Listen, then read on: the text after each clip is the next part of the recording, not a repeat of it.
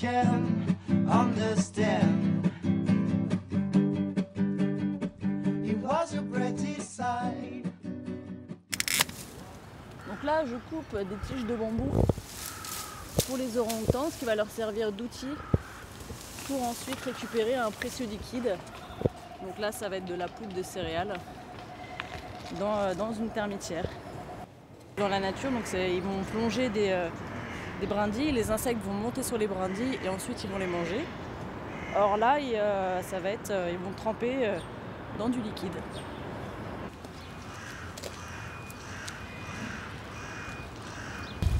Ça fait 6 ans à la ménagerie et 5 ans dans le secteur de la singerie. Oui. Ça vous plaît? Oui, c'est une passion et il n'y a que ça. C'est les singes et rien d'autre. Qu'est-ce qu'il y a? Pourquoi? Je sais pas. Depuis toute petite, je sais que je veux travailler avec les singes et donc voilà, ça a été la solution trouvée pour travailler avec eux.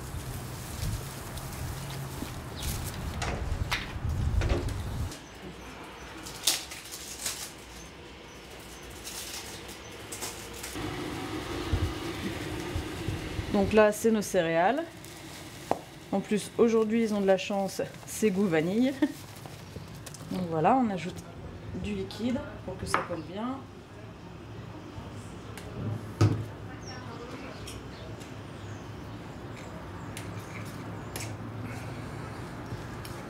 Voilà, on essaie que ça colle partout, qu'il y en a un maximum.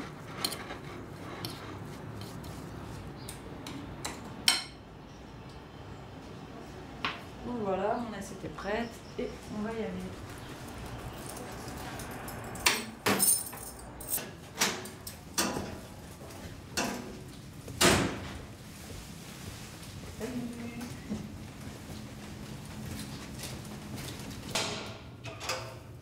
Donc là, je me suis assurée qu'il n'y ait pas d'animaux, évidemment. Donc je vais pouvoir rentrer dans ma cage.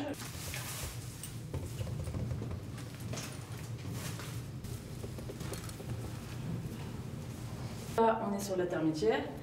Donc le but, ça va être d'emprisonner la nourriture dans ce gros bloc. Donc le problème des orang-outans, c'est qu'ils ont énormément de force. Ils ont 7 fois la force d'un homme. Donc c'est-à-dire qu'il y a plein de petites choses qu'ils arrivent vraiment à démonter très facilement. Donc c'est pour ça qu'on est obligé d'utiliser des écrous stop et de les serrer très fort.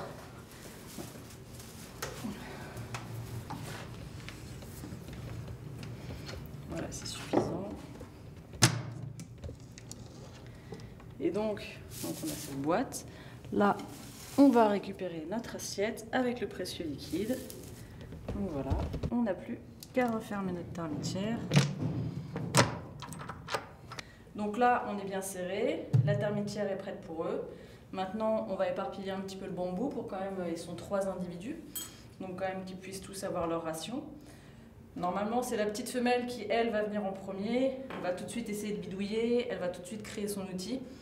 Alors que Nénette, elle, qui est notre doyenne, elle a 42 ans, elle va plus faire ses courses, elle va prendre plein de bambou pour elle, elle va se poser dans un coin. Et quand la petite sera partie, elle viendra utiliser la termitière. Mais en priorité, elle mange ses feuilles. Les orang-outans ont une intelligence particulière, puisqu'on dit l'intelligence d'un enfant de 4 à 5 ans. Donc vraiment, il y a quand même beaucoup d'interactions avec eux. Et puis comme tous les animaux, comme tous les êtres humains, chacun a son caractère, donc faut les connaître. Donc voilà, tout est prêt pour eux, j'ai plus qu'à aller leur ouvrir pour qu'ils puissent déguster. Donc là, ils sont un petit peu impatients, là. Ils essaient de se faire entendre, donc c'est pour ça que j'ai ouvert la porte. Vu que là, ils ont accès direct en pleine vue à la termitière, donc ils attendent qu'une chose, c'est que je leur ouvre. Donc voilà. Ouais, oui. Il y en a un qui est caché en dessous, je l'ai pas vu. Donc là, c'est la maman et sa petite Tamou. Donc Tamou qui a 6 ans. Et voilà, et vraiment là, c'est un petit peu des signes d'impatience. Genre, allez, vas-y, tu ouvres.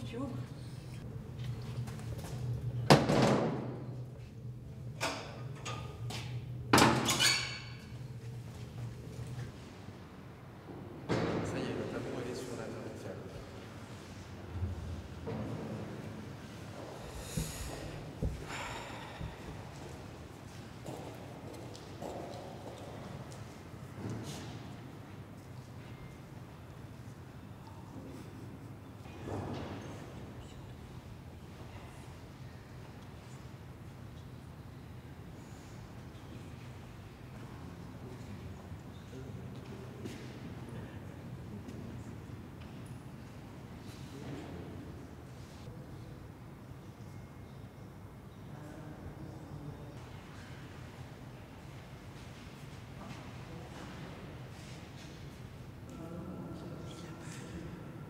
Donc là, c'est le petit Luongo qui est né au mois de mars donc de cette année.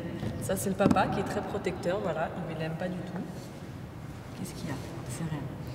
Donc en fait, ce groupe, c'est un petit peu particulier puisque Shenzi, donc la femelle qui est là-bas en train de se déplacer, c'est la femelle du groupe et elle élève pas ses petits.